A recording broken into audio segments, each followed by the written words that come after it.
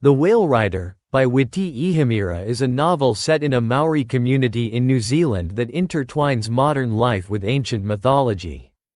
The novel begins with an introduction to the Whangara community, a Maori tribe that traces its ancestry back to Paikea, the legendary whale rider. Paikea is believed to have arrived in New Zealand on the back of a whale, and his descendants have continued to lead the tribe for generations.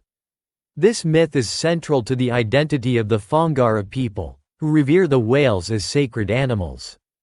The tribe's leadership traditionally passes from father to son, perpetuating a patriarchal system that is deeply rooted in their cultural beliefs. The story takes a turn when Kahu, the protagonist, is born to the chief's son, Pororangi. However, Kahu's birth is met with disappointment, especially by her great-grandfather, Koro Aparana, the tribe's current chief. Koro, who is deeply traditional, had hoped for a male heir to carry on the leadership and is devastated that a girl was born instead. This rejection highlights the rigid gender roles within the tribe and sets up Kahu's struggle for acceptance and recognition throughout the novel. Despite the rejection she faces, Kahu develops a deep connection to her Maori heritage from a young age. She exhibits a natural affinity for the traditions and stories of her people, particularly the legend of Paikea. Kahu's bond with the whales, who are central to the tribe's mythology, becomes evident as she grows older. This connection is not merely symbolic, it foreshadows her role in the community's future and her ability to bridge the gap between the past and the present. However, Koro remains blind to Kahu's potential, fixated on finding a male successor. Throughout her childhood, Kahu continuously seeks the approval and affection of her great-grandfather, Koro. She excels in everything she does, whether it's in school or in her understanding of Maori traditions, yet Koro remains distant and dismissive.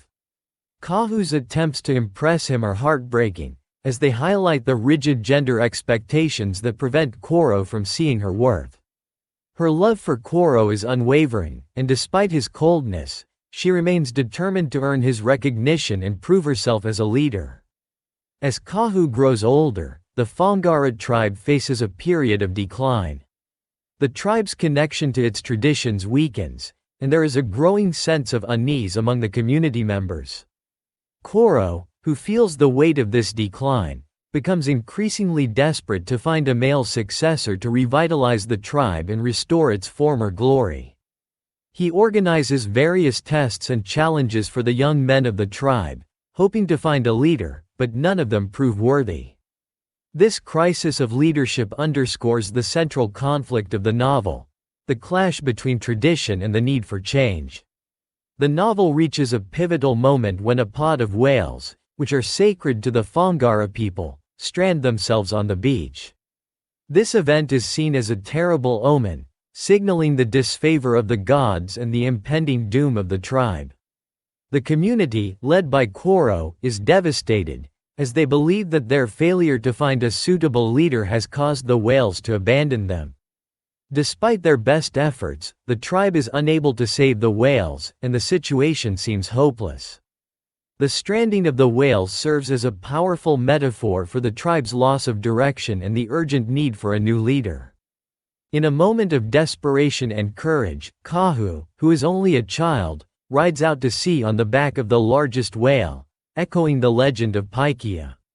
Her act is not only a literal fulfillment of the prophecy but also a symbolic rejection of the gender roles that have held her back. As she rides the whale, it becomes clear that she is the true leader the tribe has been waiting for. Her connection to the whale and her bravery in saving the pod demonstrate her innate leadership qualities and her rightful place as the successor to the chiefdom. Witnessing Kahu's heroic act, Koro finally realizes that he has been wrong to dismiss her because of her gender. His previous beliefs about leadership and tradition are shattered as he sees Kahu fulfill the role he had reserved for a male heir. Koro's acceptance of Kahu is both a personal and cultural breakthrough, as it represents a shift in the tribe's understanding of leadership and the role of women. This moment of reconciliation between Kahu and Koro is deeply emotional, as it marks the resolution of their long-standing conflict and the beginning of a new era for the tribe. With Kahu's leadership, the tribe is revitalized. The whales, once stranded and dying, are saved, symbolizing the renewal of the tribe's connection to its spiritual and cultural roots.